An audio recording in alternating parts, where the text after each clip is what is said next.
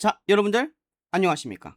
축구 승무패 영상입니다. 아이러니하게도 우리 채널은 축구 승무패 채널이 아닌데도 불구하고 가장 많은 인기가 많은 영상이 바로 이 축구 승무패입니다. 그 이유는 제가 봤을 때 저도 일단 1등을 해봤고, 또한 제가 축구 승무패 채널을 운영했었죠. 그때 당시 1등 회원분들이 한 55분 정도가 나왔습니다. 그래서인지 모르겠지만 지금 축구 승무패에 대한 관심도가 굉장히 높습니다. 이거 월드컵 이제 한 경기씩 했고요. 경기들을 봤죠. 경기들을 본 내용들을 여러분들에게 전달하는 거라서 이게 축구 승패가 아닌 여러분들이 승부식을 결정할 때도 분명히 도움이 될 거다라고 저는 개인적으로 생각을 하고 있습니다. 첫 번째 경기부터 가보도록 할게요. 일단 영상 시청하신 여러분들, 여러분들의 좋아요가 멈추지 않는다면 지속적인 영상으로 보답하겠다고 하고 그 약속을 지키고 있죠. 너무나도 감사드립니다. 그리고 또한 댓글 옆에 하이프라는 기능이 있거든요. 일주일에 3번씩 여러분들이 점수를 배점할 수 있는데, 제가 너무나도 감사드리게도 지난주, 지지난주 우리나라 전체 스포츠 부분 11위, 16위를 했습니다. 스포츠 분석 채널에선 저 말고는 없었던 기록이고요. 아무튼 여러분들 너무나도 감사드립니다. 여러분들 그 댓글 옆에 하이프도 해주시면 너무나도 감사드리겠습니다. 자, 스페인하고 사우디 조금 천천히 가도록 할게요. 왜냐면 이걸 라디오처럼 듣는 회원분들이 많다라고 하시더라고요. 그래서 말이 좀 빠르다라는 의견이 있어서 좀 천천히 가겠습니다. 만약에 영상이 느린 분들은 1.5배로 돌려보시면 될 것 같네요. 자, 일단 스페인하고 사우디입니다. 스페인, 제가 굉장히 부정적이라고 여러분들에게 표현을 했고요. 역시나 이 축구 승무패에도 스페인이 배정이 돼 있었죠. 그때도 저는 개인적으로 이 스페인은 위험하다라고 했고, 여러분들에게 이변 빈도가 높은 경기라고 지적을 했던 경기입니다. 역시나 스페인이 승리를 하지 못했는데 좀 이상한 과대 포장들이 좀 많더라고요. 카보베르의 수문장이 스페인의 모든 득점권을 막았다. 그래서 마치 이 카베보르의 골키퍼가 스페인의 엄청난 파상 공세를 막은 것처럼 표현을 했는데, 냉정하게 봤을 땐 그건 아니었던 것 같고요. 제가 봤던 스페인의 부정적인 요소가 카베보르를 뚫지 못했다라고 봅니다. 카베보르는요, 유일하게 지금 이 월드컵에 진출한 국가 중에 팀적인 부분에서 호흡은 가장 좋았던 국가이기 때문입니다. 또한 지금 스페인은 가장 문제라고 표현하는 9번이 없죠. 자, 근데 지금 유럽권 팀들이 지금 경기를 한 경기씩 하고요. 제가 이번 월드컵에서 유럽 팀들을 부정적이라고 봤는데 아마 이제 다른 템포로 경기를 운영할 것 같거든요. 왜냐? 파생법들이 조금씩 나오고 있습니다. 그러니까 그 내용도 여러분들 전달을 해드릴게요. 일단 스페인은 직전 경기에서 야민 야말이 돌아왔다라는 게 아무래도 좀 가장 긍정적인 부분인 것 같죠. 그런데 아직도 좀 9번이 없기 때문에 좀 외롭습니다. 9번이 없으면요, 페란 토레스도 안 돼요. 하지만 지금 이제 스페인은요, 결과적으로 이 사우디를 잡고 승리를 따려면 아마 외곽에서 많은 슈팅들이 나갈 겁니다. 실질적으로 지금 외곽에서 많은 슈팅들이 나가죠. 오스트리아도 나갔지 않습니까? 원래 외곽에서 슈팅이 안 나가는 팀들인데 지금 어떤 팀들, 대체적으로 지금 약팀들이 운영하고 있는 템포 자체가 어떤 운영인지 알기 때문에 이제 플랜 B들이 다 나올 거예요. 자, 그렇다라고 하면 사우디는 아마 깨부시는 축구를 할 건데, 그 부분으로 간다라고 하면 사우디보다는 저는 스페인이 좀 더 낫다라고 보고 있습니다. 일단 사우디는요, 첫 경기 우루과이하고 경기를 했는데요. 초반엔 나쁘지 않았습니다. 하지만 역시나 얘네들도 템백을 했고요. 우루과이하고 했던 경기를 보신 분들 아시겠지만요, 우루과이가 67%의 점유율을 가져갔습니다. 그리고 또한 슈팅이 28개가 나왔고요. 그리고 또한 그중에 유효슈팅이 10개가 나왔어요. 슈팅을 지금 10백을 했던 팀이고 65%의 점유율을 뺏겼던 팀인데, 상대에게 슈팅을 28개를 허용한다. 뭐 그건 그럴 수 있죠. 하지만 유효슈팅을 지금 40% 정도 내줬다. 이거는 분명히 사우디의 수비에도 부정적인 요소거든요. 네. 스페인은 분명히 또 짧게 갈 겁니다. 또한 사우디는 똑같이 같은 축구를 구사할 건데, 사우디가 지금 역습으로 전환하는 그 역습의 힘이 너무나도 떨어져요. 그런데 강한 아시아권 팀들도 봤습니다. 네. 아무튼 이건요, 전 개인적으로 스페인이 좀 더 유리하지 않을까라는 생각을 합니다. 자, 그 다음은요, 벨기에하고 이란입니다. 지금 이란은 굉장히 좀 부정적인 게 있죠. 뭐 이거는 참 좀 아이러니한데, 이란한테 있어서는 정말 좀 치명적인 것 같습니다. 왜냐? 역시나 지금 경기장 로스앤젤레스 스타디움이거든요. 그런데 이란한테 미국이 허락한 시간은 단 하루예요. 그러니까 이란은 원래 베이스 캠프도 미국에다 잡으려고 했습니다. 근데 미국에서 거절했죠. 지금 이란하고 미국이 사이가 안 좋지 않습니까? 그래서 비자를 안 내주면서 여기서 잡지 마 했기 때문에 베이스 캠프가, 얘네들은 지금 멕시코에 있어요. 그러면 지금 미국에서 경기를 하는 이란은 언제 들어올 수 있냐? 경기 전날 들어올 수 있습니다. 그 경기 전날 들어와서 그 다음날 경기를 하고 경기가 끝나자마자 바로 멕시코로 가야 됩니다. 지금 미국 이민국에서 그 정도에 밖에 비자 발급을 안 해줬기 때문에 얘네들은 또 바로바로 날아가야 돼요. 그러니까 이란 입장에서는 굉장히 지금 좀 체력적으로도 그렇고 환경적인 부분에서도 그렇고 적응도가 좀 떨어지죠. 이게 지금 개인적으로 좀 굉장히 좀 부정적이다라고 바라보고 있습니다. 역시나 이란도 직전 경기에 뉴질랜드하고 비겼어요. 그런데 저는 개인적으로 대등한 경기를 운영했다라고 바라보고 있거든요. 뉴질랜드도 그리고 또 이란도 서로서로가 하려고 했던 축구들이 좀 제대로도 나왔고요. 그리고 유일하게 얘네들만 수비형 축구를 구사하지 않았다라는 게 어떻게 보면 좀 긍정적인 장면인 것 같아요. 근데 전 더 긍정적인 건 이란이 선제 실점을 했는데 따라갔다라는 겁니다. 자, 아무튼 그다음은 지금 벨기에입니다. 벨기에도요. 지금 벨기에 전술의 60% 이상이 도크 혼자입니다. 그래서 도크가 갇히면 벨기에가 안 돼요. 그리고 도크 다음에 활약상을 보여주는 선수가 누구냐? 바로 데브라이너입니다. 이것도 좀 굉장히 좀 치명적이죠. 네. 아직도 데브라이너예요. 그리고 메시도 제가 언급을 하나 해야 될 것 같은데 메시는 몸을 진짜 많이 만들었습니다. 왜냐면 메시가 남미 월드컵 때 이 정도 몸 상태가 아니었거든요. 네. 메시가 단순히 직전 경기에서 헤트트릭하고 뭐 직전 경기에서 골을 많이 넣고 이게 아니고요. 몸을 되게 잘 만들어 놨더라고요.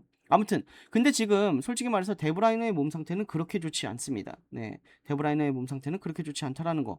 도쿠가 어느 정도의 활약을 하냐에 따라서 지금 벨기에가 달라져야 된다. 달라질 가능성이 높다. 이거밖에 지금 기대 가치가 없고요. 그래서 오히려 데브라이너를 차라리 공격형 미드필드 쪽에 자리를 잡는 게 나을 것 같고 공격수에 타겟터 공격수로 루카쿠를 넣는 게 더 나을 것 같아요. 근데 그런 전술로 나올 가능성도 저는 개인적으로 있다라고 보고 있거든요. 지금 축구가 어떤 판도로 가고 있는지를 지금 다른 나라 감독들도 다 보고 있지 않겠습니까? 차라리 타겟터 공격수가 있는 게 낫습니다. 지금은. 그래서 루카쿠가 먼저 나올 가능성이 있다. 이거는 개인적으로 벨기에가 엄청나게 우위다라고 표현하기는 애매한 것 같습니다. 이 경기도 개인적으로 이변 발생률이 높은 경기 중에 하나다라고 생각을 하고 있어요. 자, 그 다음은요. 바로 우루과이하고요. 카베부르입니다. 냉정하게 말해서 제가 1차전에서 첫 번째 경기였죠. 카베부르의 첫 번째 경기에서 스페인과 카베부르를 이변 가능성이 높은 경기로 뽑았던 건요. 카베부르의 경기력이 너무나도 우위다라고 해서 이게 아닙니다. 얘네들 팀 조직력이 분명히 좋은 건 팩트예요. 하지만 한계치가 분명히 있거든요. 얘네들을 높게 본 게 아니고요. 스페인을 낮게 본 겁니다. 네. 자, 근데 우루과이 역시나 지금 직전 경기에서 굉장히 사우디를 상대로 고전했습니다. 끌려가는 상황이었고요. 그 다음에 만회골이 나온 다음에 몰아치기를 하면서 어떻게 보면 점유율을 굉장히 많이 뺏어갔는데 추가 득점이 나오지 않았죠. 이게 좀 아쉬운 부분이긴 합니다. 역시나 우루과이도 다른 파생법을 찾을 거예요. 지금 경기에서 어떤 장면들인지가 보이고 있거든요. 그래서 제가 이거를 왜 말씀드리냐면요. 실제로 지금 다른 팀들이 다른 플랜 B로 하고 있습니다. 네덜란드는 아마 경기력이 올라갈 가능성이 높아요. 그리고 제가 경기력이 올라갈 가능성이 높은 팀들도 따로 찍겠습니다. 왜냐면 전 네덜란드를 부정으로 봤기 때문에 일본도 최근에 부정이고 네덜란드도 부정이기 때문에 무승부를 본 거거든요. 네. 왜냐면 네덜란드 같은 팀도 선수당 가치는 1조가 넘는 팀이에요. 그런데 경기력이 별로라고 했던 건데 네덜란드는 아마 이제 경기력적인 측면에서 다른 장면들이 봤거든요. 그래서 달라질 겁니다. 자, 아무튼 다시금 들어와서 우루과이랑 카베부르. 솔직히 말해서 카베부르라는 팀한테는 한계점이 좀 보입니다. 네. 우루과이가 좀 더 유리하겠죠. 네. 그 다음은요. 뉴질랜드하고요. 이집트입니다. 뉴질랜드하고 이집트. 이집트도 지금 선수비 후역습을 하는 팀이에요. 전 개인적으로 아프리카 팀들 중에 경기력이 어느 팀이 제일 좋다고 했죠? 코트디부아르입니다. 그 다음에 남미 팀 중에 경기력이 가장 좋다고 했던 팀은 아르헨티나하고 콜롬비아입니다. 그리고 뭐 유럽권 팀들 중에서 경기력이 가장 좋다라고 했던 팀은 잉글랜드랑 프랑스였죠. 네. 뭐 아시아 국가들은 그냥 넘어가고요. 네. 아무튼 그렇게 체킹을 했는데 왜 이런 표현을 하냐면요. 지금 이 북중미 월드컵이 되면서 솔직히 말해서 들어오지 말아야 될 팀들이 많이 들어왔어요. 그래서 월드컵이 지금 당장 이 월드컵이 성공이다 실패다라고 표현하기는 어렵겠죠. 네. 그런데 전 개인적으로 이 월드컵은 실패라고 봅니다. 일단 굉장히 많은 사람들이 시청을 할 거예요. 뭐 이렇게 북중미 월드컵으로 넓힌 거는 인도하고 중국이 들어오기 위해서 그렇게 하기 위해서 넓혀놨는데 결과적으로 인도랑 중국은 떨어졌죠. 그래도 아무래도 더 많은 대륙들이 참가하기 때문에 시선 자체들은 굉장히 더 많이 사람들이 볼 겁니다. 그런데 예전 월드컵과 지금 분위기가 다르죠. 결과적으로 조에서 아직 뭐 다 끝난 건 아니지만 조에서 연패를 하는 팀들이 분명히 나온단 말이죠. 그러면 경기력이요. 이게 부정이 뭐냐면 노르웨이랑 세네갈이랑 요르단이랑 알제리랑 같은 조라고 쳤을 때 알제리가 전패를 해요. 그리고 또 말도 안 되는 경기력으로. 그럼 얘네들은 일단 1 승씩은 다 쌓고 가는 거겠죠. 그리고 인제 얘네 셋이서 싸우는 거겠죠. 그러면 뭐 이것도 뭐 다른 챔피언스 리그랑 똑같은 경우 아니야? 근데 그게 아닙니다. 왜냐? 지금 이 알제리라는 이런 팀들 하나 때문에 얘네들이요, 경기력이요, 쭉 끌어올라가지가 못해요.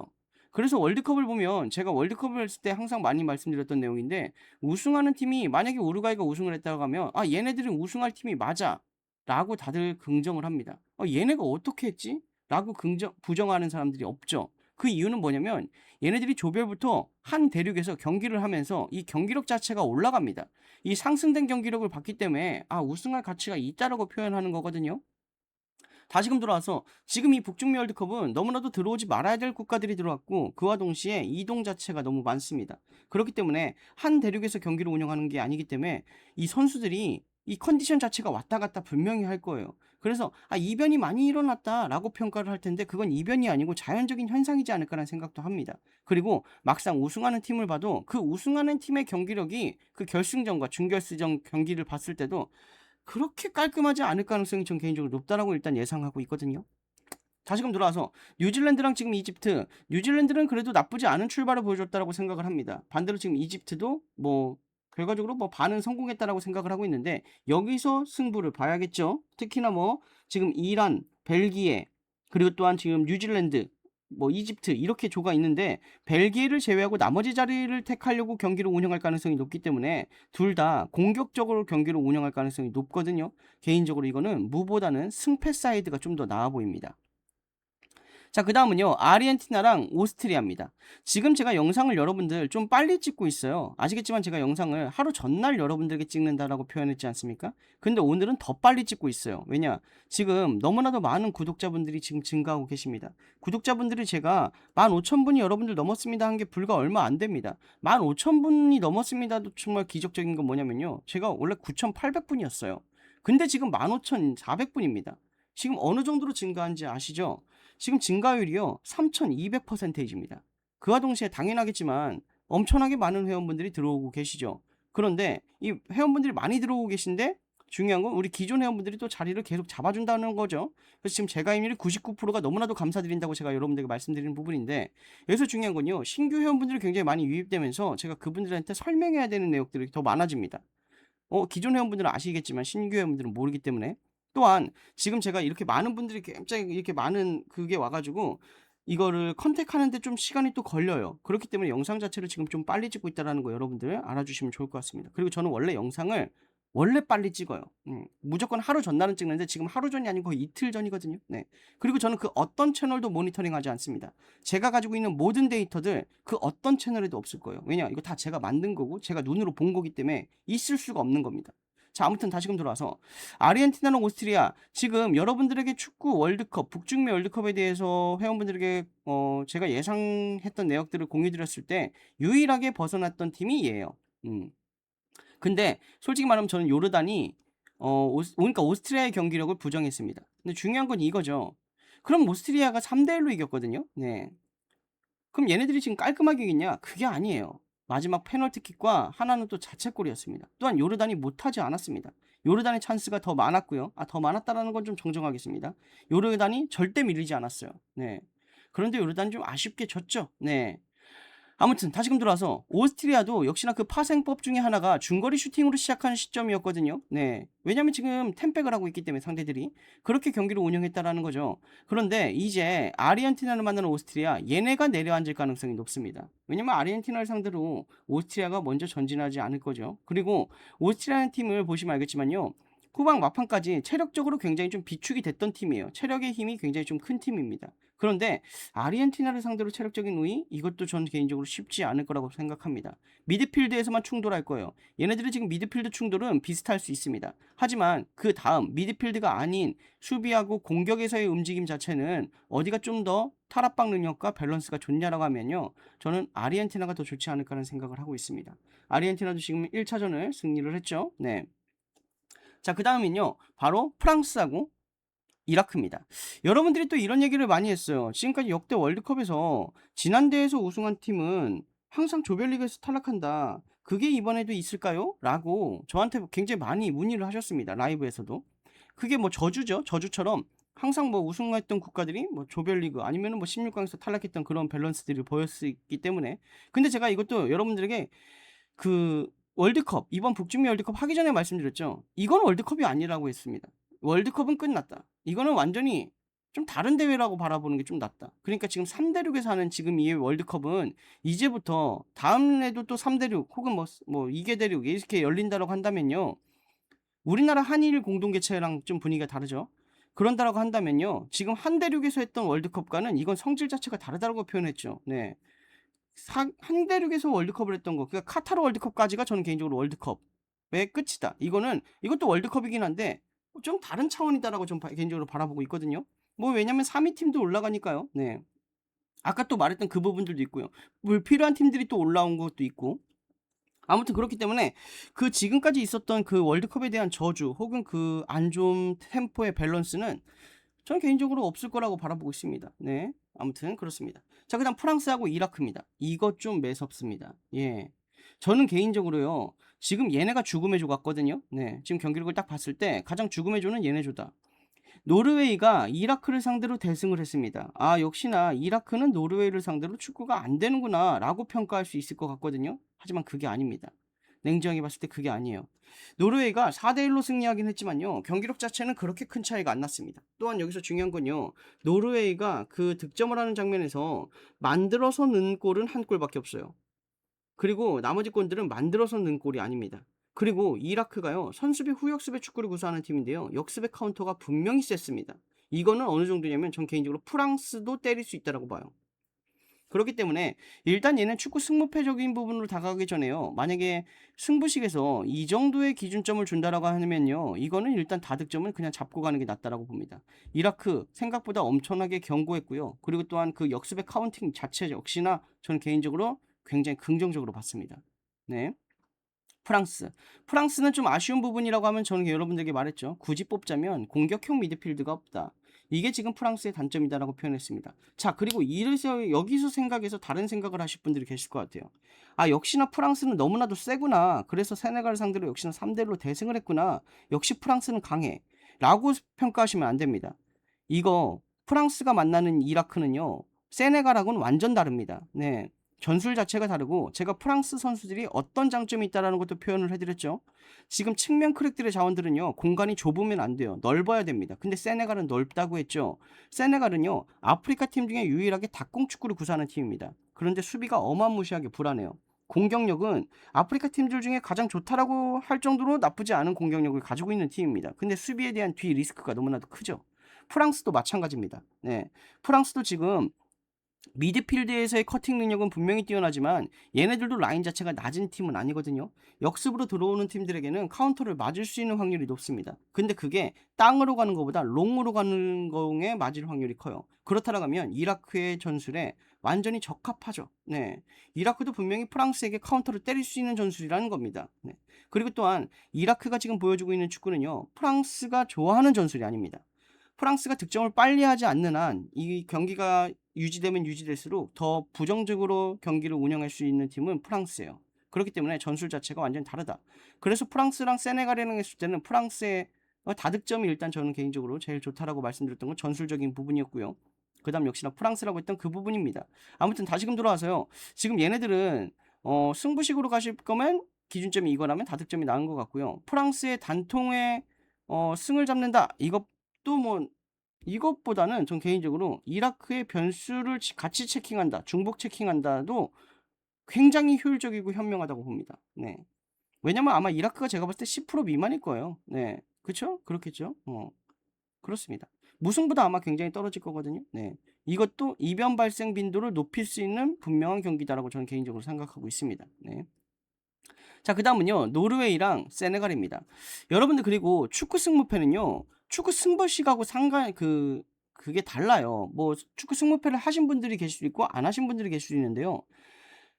축구 승부식은요. 노르웨이랑 세네갈이 어찌 보면 노르웨이가 이긴다라는 걸 긍정적으로 바라봤을 때 노르웨이 이긴다. 나도요. 나도요. 나도요. 이렇게 많은 분들이 나도 이길 것 같아라고 해서 뭐 10분 중에 9분이 노르웨이가 이긴다라고 생각을 했습니다.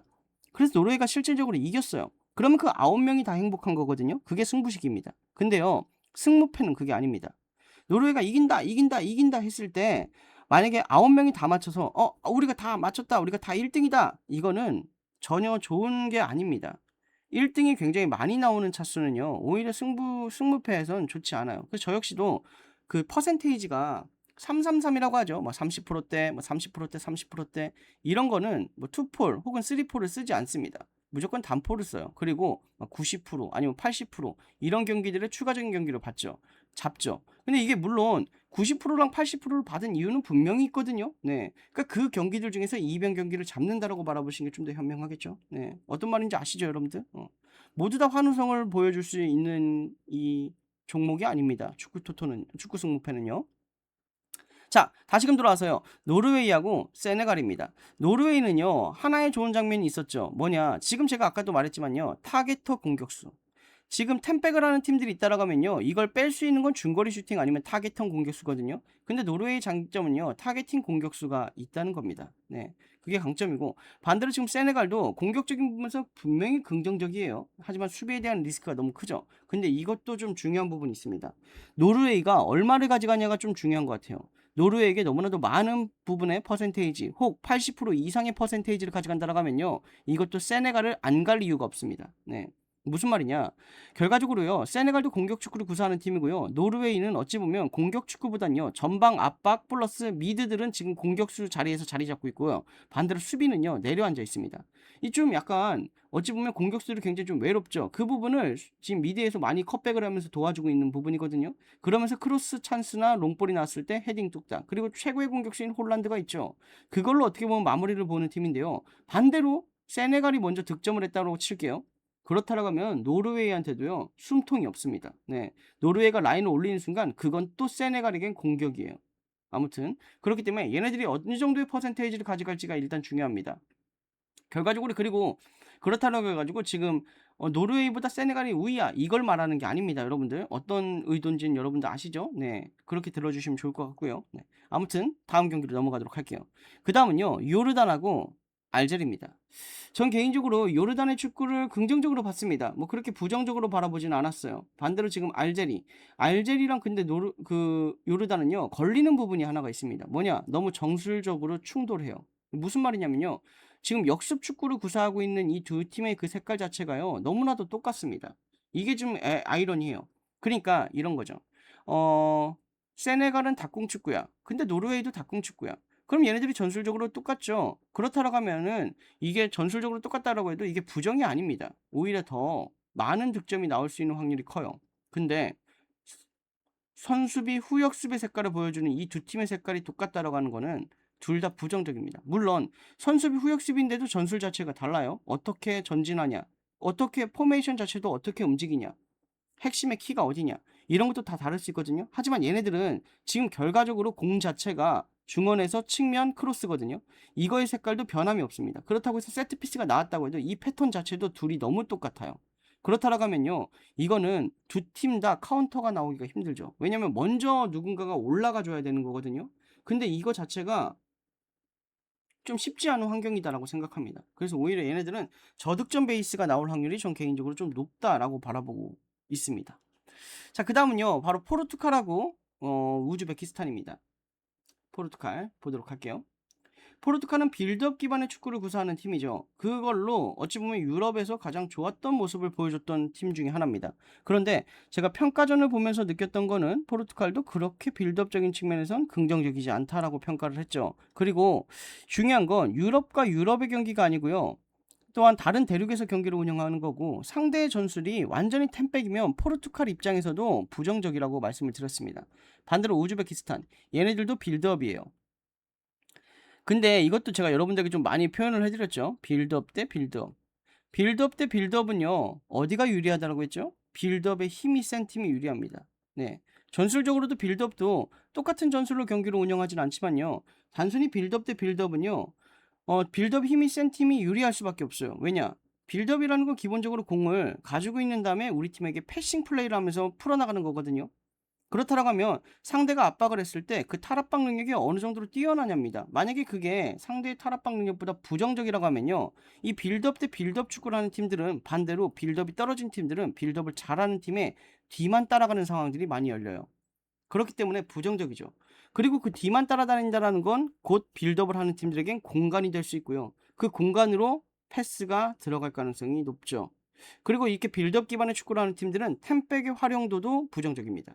그렇기 때문에 아무튼 결과적으로 봐서 지금 포르투갈하고 우즈베키스탄 둘 다 빌드업의 힘을 보여주고 있는 빌드업 축구를 구사하는 팀인데 빌드업은 포르투갈이 좀 더 우위할 것 같다라고 생각합니다.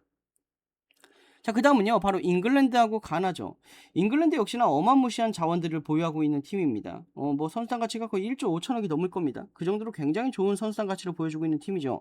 아, 그리고 지금 여러분들 제가 여러분들에게 이렇게 코멘트를 이렇게 드리고 있는데 아시겠지만 제가 모든 걸 다 정리해서 드리는 거 알고 계시죠? 뭐 야구도 뭐 제가 여러분들 보여드리겠습니다.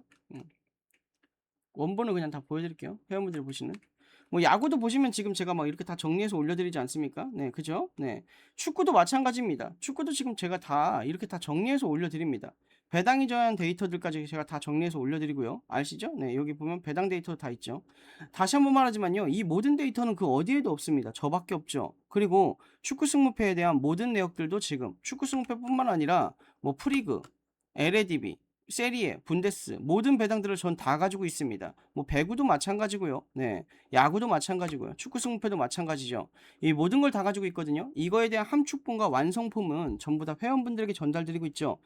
괜히 제가 여러분들 이 멤버십을 연고 지금 멤버십 연지가 1년이 지났는데 단 한 번도 멤버십 분들의 재가입률이 94% 이하로 떨어진 적이 없습니다. 근데 지난달은 99% 정말 대기록이었고요. 근데 이제 여기서 오해할 수 있는 부분들이 생기겠죠. 94%나 95%나 96%였던 시절이 있잖아. 근데 그것도 정확한 카운터가 아닐 가능성이 높습니다. 이번 99%도 마찬가지입니다. 무슨 말이냐? 저는 자동 결제 기준만 계산합니다. 그 한마디로 자동 결제가 아니신 분들이 계실 수 있잖아요. 원래 내가 6월 17일 날 가입을 했는데 자동 결제가 아닌 분들은 뭐 6월 17일 아니 7월 17일 날 해지가 되겠죠? 근데 뭐야? 왜 안 보이지? 결제한 날이구나 해서 뭐 18일 날 하셨다고 칠게요. 그런 분들은 카운터가 안 되는 거예요. 근데 99%니까 뭐 엄청나죠. 네. 아무튼 여러분들 너무나도 감사드립니다. 아무튼 이렇게 알아주시면 좋을 것 같습니다, 여러분들. 네. 그리고 모든 데이터랑 세부 데이터들은 전부 다 전달해 드린다. 이렇게 알아주시면 좋을 것 같습니다. 하루 평균 1,200원입니다. 모든 데이터가. 네. 자, 그다음 잉글랜드 다시금 해볼게요. 잉글랜드도 좀 아쉬웠던 부분은 뭐냐면 저는 개인적으로 잉글랜드가 공격형 미드필드를 해줄 수 있는 자원들이 없다라고 봅니다. 일단 미드필드에 보면 앤더슨 있고요. 더클란 라이스 있고 조단 핸더슨 있고 코비 마이노가 있죠. 굳이 뽑자라고 하면 핸더슨인데 핸더슨도 너무 에이징 커브죠. 그래가지고 에이징 커브래. 너무 나이가 많죠. 그래서 저는 근데 잉글랜드를 그래도 긍정적으로 본 건 저 자리를요. 벨링엄이 할 수 있어요. 벨링엄이 완전 육각형이거든요. 그렇기 때문에 뭐 공격은 여러분들 말할 게 없습니다. 에제 있죠. 마두에케 있죠. 케인 있죠. 레시포드 있죠. 와킨스 있죠. 부카요 사카 있습니다. 뭘 말합니까? 네. 말 안 하는 이반 토니도 있고 고든도 있고요. 앤서니 고든하고 이반 토니를 굳이 말하지 않아도 이미 풀로 꽈득꽈득 찬다라는 겁니다. 그 정도로 엄청나게 막대한 자원들이 지금 잉글랜드 선수적인 부분에서는 분명히 긍정적입니다. 반대로 가나. 아프리카 팀들이 대체적으로 아프리카 팀들뿐만 아니라 지금 이 환경 자체가 아프리카 혹은 남미 팀들에게 좀 유리한 환경이죠. 그래서 어찌 보면 그런 거에 대한 이점을 좀 따고 있는데 가나는 제가 여러분들에게도 말씀드렸지만 아직 팀에 대한 완성도가 좀 떨어집니다. 호흡적인 부분에서 그렇게 긍정적이지 않다라는 게 가장 큰 부정인 것 같아요. 공격도 그렇고 수비도 그렇고 아직 완성도가 너무나도 떨어집니다. 팀적인 호흡에서요. 그리고 미드하고 지금 미드가 가장 좀 중요한 부분인 것 같은데 공격과 수비와 미드필드가 분산되고 끊겨버립니다. 이건 굉장히 큰 부정이거든요. 그걸 지금 가나가 표현하고 있고 노출하고 있다는 거. 그렇기 때문에 공격과 수비에서도 무언가 하나가 매끄러운 장면들이 좀 잘 안 나오죠. 이거는 중요한 건 가나의 미드필드 자원들이 부상으로 좀 경기장에 많이 못 나오면서 그런 장면들을 또 보일 수도 있어요. 왜냐? 제가 가나라는 팀을 많이 눈으로 모니터링하는 건 아니지만요. 가나의 핵심 키는 미드 같거든요. 근데 미드에서의 지금 정렬 자체가 부정적이라서 그런 것 같습니다. 자, 그 다음은요. 바로 파나마하고 크로아티아입니다. 이건 역시 마찬가지입니다. 크로아티아에게 어느 정도의 퍼센테이지가 갔냐에 따라서 이거를 그냥 크로아티아만 선택할지 아니면 다른 선택도 같이 할지에 대한 고려를 해야 된다고 생각합니다. 크로아티아 솔직히 말해서요. 세대 교체가 안 됐습니다. 아직도 루카 모드리치예요. 그리고 더 치명적인 건 뭐냐면 루카 모드리치 다음에 없습니다. 자, 위에 있는 벨기에랑 좀 비교해 볼게요. 벨기에 아직도 누구라고 했죠? 데브라이너라고 했죠. 하지만 벨기에는요. 자원은 있습니다. 활용이 안 되는 거죠. 근데 반대로 크로아티아는 자원이 없습니다. 이게 제일 치명적이고 부정적인 요소인 것 같아요. 크로아티아는 그래서 이제 모드리치가 없는 상황이 된다라고 하면 더더더 치명적일 겁니다. 아무튼 지금 국가적으로 봤을 땐 좀 부정적이다라고 바라볼 수 있을 것 같고요. 그다음 파나마. 파나마한테 있어 가지고 좀 강점은 뭐냐면요. 활동량 자체가 굉장히 뛰어납니다. 얘네들이 전술적으로 막 뛰어나 그리고 경기력 자체가 막 좋아. 이거하고는 좀 거리감이 있지만 활동량 자체가 굉장히 좀 뛰어납니다. 이게 상대를 분명히 좀 힘들게 할 수 있는 장면이라고 보고 있고요. 파나마는 또한 좀 긍정적이라고 보는 건 뭐냐면요. 얘네들은 수비형의 축구를 구사하지 않고요. 공격형의 축구를 구사합니다. 그러니까 지금 얘네들의 많은 활동량을 전방에 빼고 있다라는 거예요. 이렇게 되면요. 지금 결과적으로 원정 팀들은 후반에 되면 될수록 파나마가 밀고 오는 이 공격력 자체가 부담일 겁니다. 그렇기 때문에 파나마에겐 좀 더 강점일 수 있는 힘이 나오겠죠. 네. 그런 부분까지 본다라고 하면 이 경기도 크로아티아가 어느 정도의 퍼센테이지를 가져가는지가 좀 중요한 것 같고요. 크로아티아 아직 배당이 안 떴죠. 근데 제가 예상했을 때 이 크로아티아의 해외 배당은요. 1.7에서요. 1.8입니다. 이건 배당 한번 떠보시면 여러분 아실 거예요. 네. 제가 예상하는 해외 배당은 2배당이라는 거. 그럼 우리나라는 1.6에서 1.5점대겠죠? 네. 자, 아무튼 다시금 돌아와서요. 그다음 바로 콜롬비아고요. 콩고입니다. 콩고는 대표적으로 수비형을 보여주는 팀입니다. 수비 축구를 구사하는 팀이고요. 콜롬비아는 풀어가는 팀이죠. 지금 얘네들은 아직 경기 결과가 안 나왔어요. 근데 영상이 올라가는 시점에선 나왔을 거죠. 그죠? 저는 지금 여러분들 영상을 수요일 날 찍고 있습니다. 되게 빨리 찍고 있죠. 네. 이것도 제가 여러분 다 인증해야지. 저 여러분 다 인증해요, 저는. 현재 시각. 수요일 지금 19시 38분. 그쵸? 네. 그래서 아마 얘네들의 경기 결과는 나왔을 거예요. 그걸로 인해서 얘네들의 축구를 진행하는 방향성이 달라질 수 있죠. 전술적인 부분에선 변함이 없을 건데요. 그 전술을 다르게 이용하겠죠. 네. 자, 일단 콩고는요. 굉장히 좋은 수비력을 보여주고 있는 팀입니다. 수비 축구를 하는 팀이에요. 네. 이전 결과가 어떻게 나왔는지 모르겠지만 콩고라는 팀은 최근에 그 이전 결과를 제외하고 12경기 동안 패배가 없었던 팀이고 수비력이 나쁘지 않았던 팀입니다. 반대로 콜롬비아는요. 제가 지금까지 봤던 남미 팀들 중에 가장 좋았던 경기력이었습니다. 네. 그 템포 자체가 가장 좋고 전환 자체가 가장 빨랐어요. 아르헨티나보다 저는 개인적으로 더 좋게 봤던 게 바로 콜롬비아거든요. 역시나 콜롬비아의 경기 결과가 어떻게 나왔는지는 모르겠습니다. 네. 그거를 보면 또 모니터링을 했을 때 또한 그 경기를 보고 또 여러분들에게 전달드리는 회원분들에게 전달드리는 세부 데이터들은 달라지겠죠. 네. 아무튼 콜롬비아가 보여주려고 하는 그 축구 자체는 분명히 좀 저는 개인적으로 메리트가 있게 봤고요. 제가 이번 월드컵에서 가장 이변의 팀으로 뽑는 팀이 어디였냐라고 했을 때 코트디부아르를 뽑았습니다. 여러분들에게. 그쵸? 근데 콜롬비아가 코트디부아르보다 위인 것 같습니다. 아무튼 이거는 전 개인적으로 수비 축구와 어찌 보면은 지금 전진 빌드업의 그 전환이다라고 하는데 콜롬비아를 전진 빌드업이라고 정의하기도 좀 애매한 게 얘네들은 전방 압박도 잘하고요. 그러니까 콜롬비아라는 팀이 압박도 잘하고요. 공격의 옵션도 굉장히 다양해요. 지금 부족한 거는 롱이죠. 길게 가는 공들에 대해서 크로스 타겟팅 공격이 좀 부족한데 그것도 커버링할 수 있는 범주라고 생각합니다. 특히나 좀 좋게 봤던 건 압박의 강도가 굉장히 세고요. 선수들을 잘 가둬놔요. 이것도 분명히 큰 강점이었습니다. 이 경기장 역시나 고지대입니다. 고지대에서 경기를 잡고 있고요. 해발 1566m입니다. 이것도 전 개인적으로 콩고보다는 콜롬비아가 좀 더 유리한 환경일 수 있다라고 생각하거든요. 물론 아프리카 예선과 아프리카 유네이션스를 제가 본 적이 없어요. 그렇기 때문에 아프리카의 다른 지역들이 어떤 지형인지 모르겠지만요. 남미 월드컵 예선은 그래도 제가 많이 봤거든요. 남미는 대체적으로 고산지대인 팀들이 많습니다. 콜롬비아는 그렇게 고산은 아닌 걸로 기억해요. 제가 기억하기로는 볼리비아랑 페루, 칠레 이런 애들이 지금 고산으로 기억하는데 그런데 그럼 왜 콜롬비아가 더 유리하냐라고 하면요. 얘네들은 경험이 있다라는 거죠. 고산에서의 그 경험이. 남미 월드컵을 계속 하니까요. 그런 나라들 가서. 그런 부분까지 포함한다면 콜롬비아가 더 유리하지 않을까. 또한 고산지대에서 가장 큰 단점은요. 공이 더 멀리 간다는 겁니다.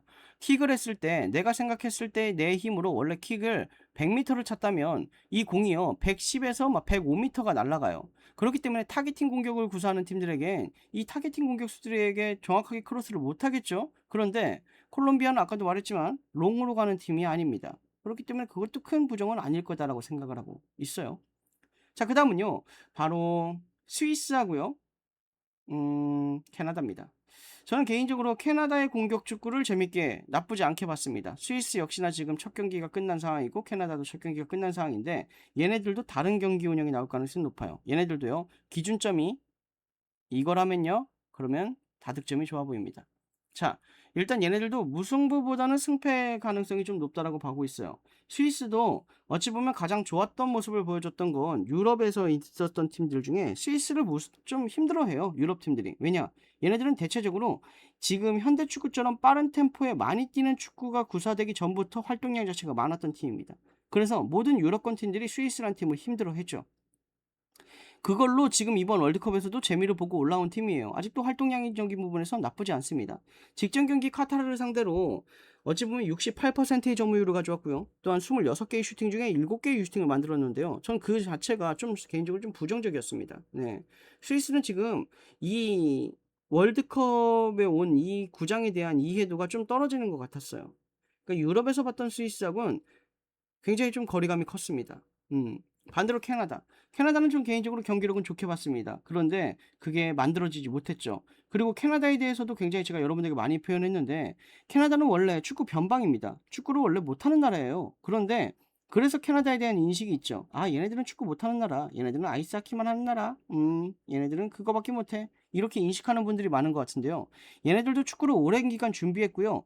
모로코, 캐나다, 일본이 거의 같은 해쯤에 진학을 했습니다. 얘네들도 지금 준비해서 지금 올라온 게 15년 전 이상이에요. 네. 이제 일본이 한 18년 정도 된 것 같은데. 그러니까 여러분들, 그 축구가 지금 얘네들한테 올라온 겁니다. 유소년 시스템이 지금 이제 올라온 거고요. 그로 인해서 지난 월드컵에서 북중미 1위로 올라올 수 있었던 가장 큰 이유였던 겁니다. 그런데 그것도 좀 있죠. 제가 지난 월드컵, 카타르 월드컵에서 캐나다가 북중미 1위가 될 수 있었던 가장 큰 이유는 호미점이 있다. 왜냐? 얘네들은 같은 북중미인데 얘네들의 날씨 환경이 다른 팀 북중미 팀들이 적응을 잘 못해요. 그렇기 때문에 그거에 대한 혼이점이 분명히 있다. 그래서 제가 카타르 월드컵에서는 캐나다를 부정적으로 봤죠. 역시나 부정적인 결과를 냈습니다. 하지만 저는 이번 대회에서는 좀 다른 거라고 생각해요. 네.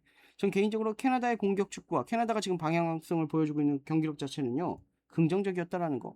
이것도 어디가 퍼센테이지가 정배일지 모르겠네요. 저 개인적으로 스위스가 좀 정배일 것 같은데 캐나다가 더 불리하지 않은 축구를 구사할 가능성이 좀 높다라고 바라보고 있습니다.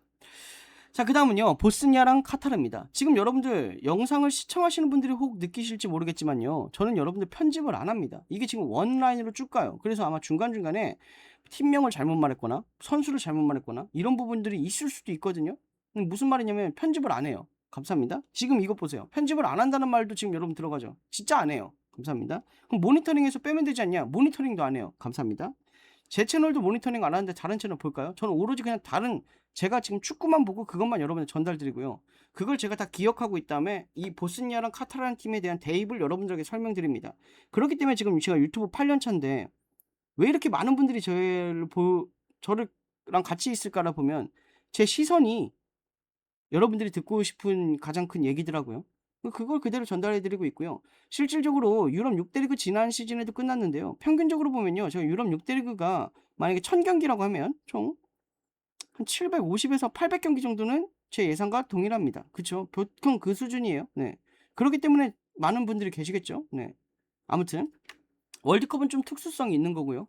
자, 보스니아랑 카타르로 다시금 넘어오겠습니다. 보스니아는 계속 무승부를 많이 하는 국가죠. 그래서 굉장히 좀 단조로운 뚝딱 플레이를 구사하는 팀입니다. 벌써 지금 보스니아는 6경기 연속 무승부예요. 그런데 얘네들이 유럽의 축구에선 그럼 긍정적이었냐? 부정이었습니다. 보스니아라는 팀은요. 유럽 축구에선 부정이에요. 왜냐? 유럽 팀들은 대부분 저렇게 단조로운 뚝딱 플레이를 하는 팀들이 많습니다. 대체적으로 정정하겠습니다. 단조로운 뚝딱 플레이를 하는 팀들이 많다라기보다는요. 단조로운 팀들이 많습니다. 빌드업이 잘 안 돼요. 투박하죠. 그래서 유럽권 팀들, 그러니까 유럽에 있는 선수들보다 지금 동아시아권 선수들이 많이 진출할 수 있는 가능성, 혹은 남미, 브라질, 남미, 아프리카 선수들이 많은 부분에 있어서 유럽 6대 리그에 들어갈 수 있는 거를 제가 여러분들에게 전달드렸을 때 그 내용을 했죠. 얘네들은 기본기가 기본적으로 떨어지고 지금 현대 축구는 많이 뛰는 축구다. 많이 뛰는 축구라는 건 뭐냐면요. 압박이 세다는 겁니다. 볼터치를 2번 할 걸 1번 해줘야 되는 경우들이 많다라는 거예요. 근데 그걸 못하는 그 애들이 많아요. 유럽 애들이. 그렇기 때문에 결과적으로 지금 국가적으로 봤을 때 떨어지는 거거든요. 네. 보스니아도 그렇게 봤을 땐 부정적이에요. 하지만 지금 보스니아가 지금 추구하는 축구가 달라졌냐? 똑같습니다. 유럽에서 했던 축구하고 똑같이 해요. 그런데 월드컵에서는 장점이에요. 네. 아까도 말했지만요. 지금 차라리 붙이는 게 낫거든요. 월드컵에서는 강점이다. 반대로 카타르는요. 역시나 선수비 후역습을 하는 팀이죠. 두 팀 다 봤을 때 누가 먼저 다가갈 이유가 없습니다. 그래서 전술적으로 분명히 충돌이 많이 없죠. 아까 말했던 근데 요르단하고 알제리랑 같은 상황이라고 보시면 안 돼요. 선수비 후역습의 색깔을 보여주는 얘네하고는 지금 얘네들은 같은 템포의 경기 운영을 하지만 전술 자체는 같지 않습니다. 네, 전술 자체는 같지 않아요. 얘네하고는 다르다는 거예요. 네. 그래서 저는 개인적으로 어느 팀이 좀 더 효율적인 경기 운영을 할 수 있을까를 봤을 땐 보스니아가 더 좋아 보인다라는 거. 이렇게 알아주시면 좋을 것 같네요. 물론 지금 여러분들 경기력에 대한 내역들만 했습니다. 하지만 전 여러분들 모든 배당 데이터들도 다 같이 보고 있는 것도 아시죠? 그리고 또한 배당이 어떻게 움직이는지도 다 체킹을 합니다. 그 부분도 다 체킹을 할 거고요. 라인업적인 부분에서 달라지는 경우도 분명히 나올 수 있고요. 그리고 또한 지금 승무패 패턴들에 있어서 뭔가 다른 게 있다라고 하면 그것도 한번 찾아볼 생각이고요. 모든 데이터들은 전부 다 세부화해가지고요. 회원분들에게 전부 다 전달된다라는 거. 이거 외적으로 제가 야구도 매일매일 다 올려드리고 있거든요. 그래서 저는 여러분들이 하루 평균 1,200원인데 1,200원보다 훨씬 더 높은 가치를 선사하자. 그래서 여러분들이 오히려 저를 굉장히 만족스러운 채널로 인식하고 여러분들이 더 저한테 있어서 좋다라고 하는 의견들을 많이 받는 채널로 만들자라고 이렇게 노력을 하고 있는데 감사하게도 저희 회원분들이 지금 영상에도 아마 댓글이 막혀 있죠. 저는 전체 공개 영상에 다 댓글을 닫고 있는 이유가 뭐냐면요. 회원분들이 많습니다. 근데 회원분들 영상이나 회원분들 게시글에는 댓글이 열려 있어요. 제가 그때 한번 댓글을 놓쳤거든요. 네. 회원분들 글을 봐야 되는데 회원분들이 문의하신 내용들을 답변을 해드려야 되는데 그 댓글을 여니까 너무 댓글이 많은 거예요. 그래가지고 전체 공개는 댓글을 다 닫자, 회원분들에게만 열자라고 하면서 진행을 하는 건데 회원분들이 저한테 써주신 댓글 중에 가장 많은 댓글이 감사합니다입니다. 여기까지 하겠습니다. Yeah, it's our game. 데이터의 바다 위 전술을 띄워 치열한 토론 끝에 하나 된 이 목소리.